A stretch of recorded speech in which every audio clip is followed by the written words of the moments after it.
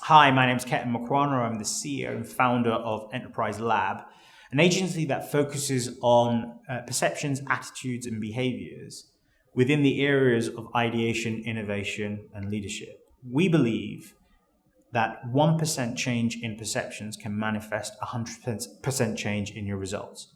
So we work with you on helping look at things differently, behaving towards them differently, and acting towards them differently. Because if you evoke that one different action, you can manifest a different result.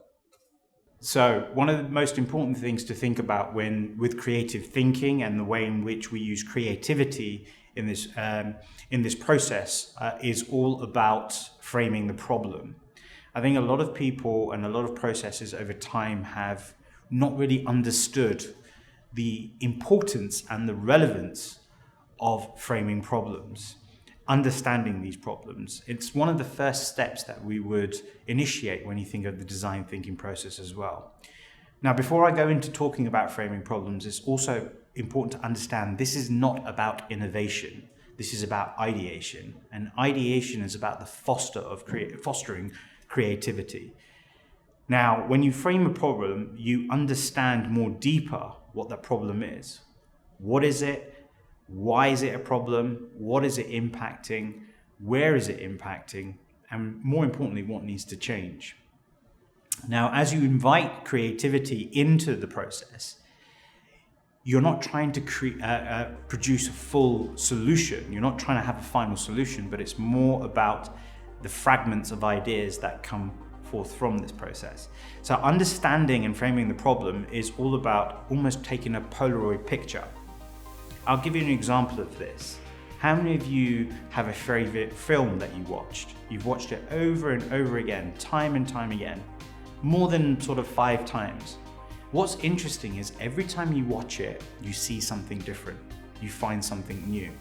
And that changes your perception of things. And that perception changes a behavior, and that behavior turns into an attitude.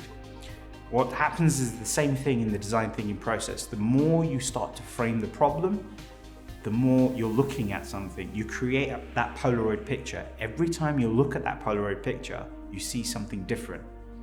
So the most important thing to understand first about creativity is creativity spawns new ways. It's new ideas, not total solutions. We're not driven here for the innovation about transforming change. We're here to encourage new ways and new things. And the only way you can do that is by seeing things differently. So one of the most important things, or to start with, about framing a problem is asking as many questions as you can about the problem or the issue or the challenge that you're looking at. What is the environment? What is the instigator of that issue and problem? What's missing? What is there that shouldn't be there? And what you're doing is constantly building these Polaroid pictures, which you're going back over and looking over and over again. And it's at that point when you're looking at these pictures and you're looking for different images or actions or activities that you're starting to initiate what we call idea fragments. These are just small little chip-ins, something that actually resonates with you. So whether it's that you cannot see something specifically or you see too much of something, that's what you're jotting down. That's what you're taking out of the picture. That's what you're taking out of framing the problem. And that's what's leading towards that new idea, that new creativity. What if we could have this? What about this?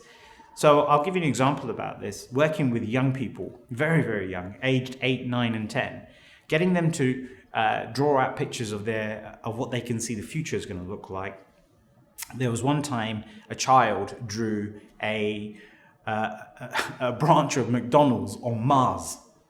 And actually his vision was that in the future, we'll be able to have cheeseburgers on Mars. Now, most people might think that's overly radical, but actually what the person was doing is, at that time, is using their imagination and framing what they can see in one environment in another. They're also leading into something which is quite significant. Ideas at this stage don't need to make sense.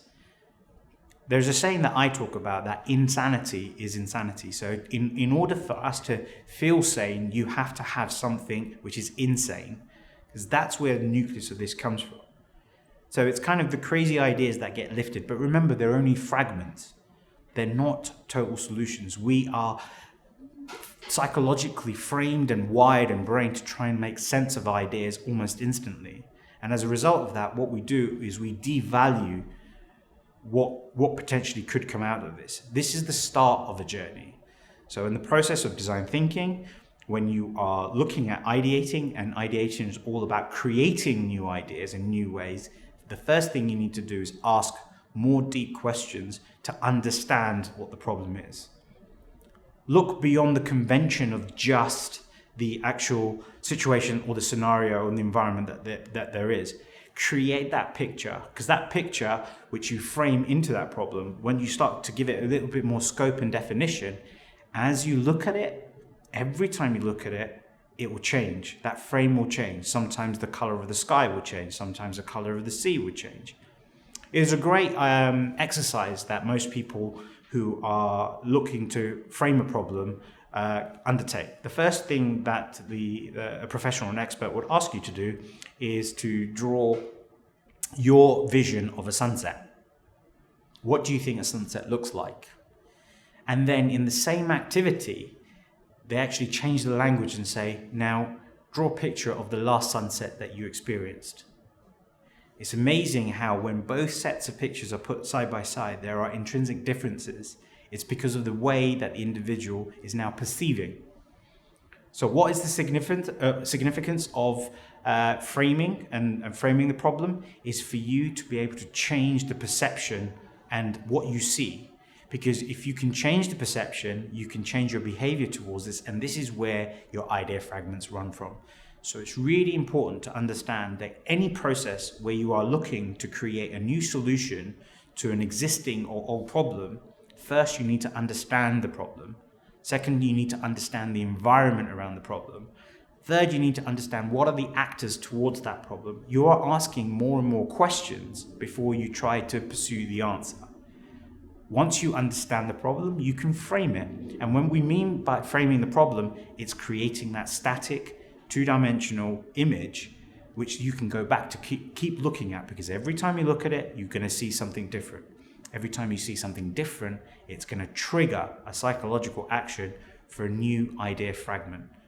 When you are motivated or empowered by that new vision, you need to write down what that is. You don't need to actually create a definition for it, just what that fragment is.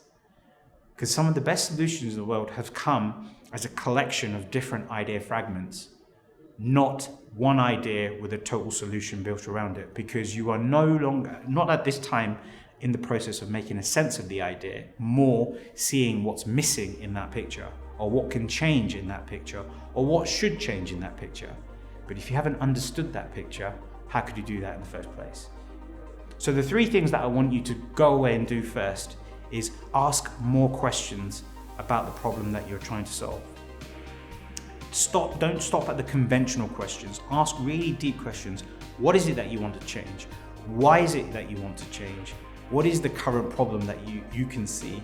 Why is that a problem? Because if we think about it, it's like a wheel.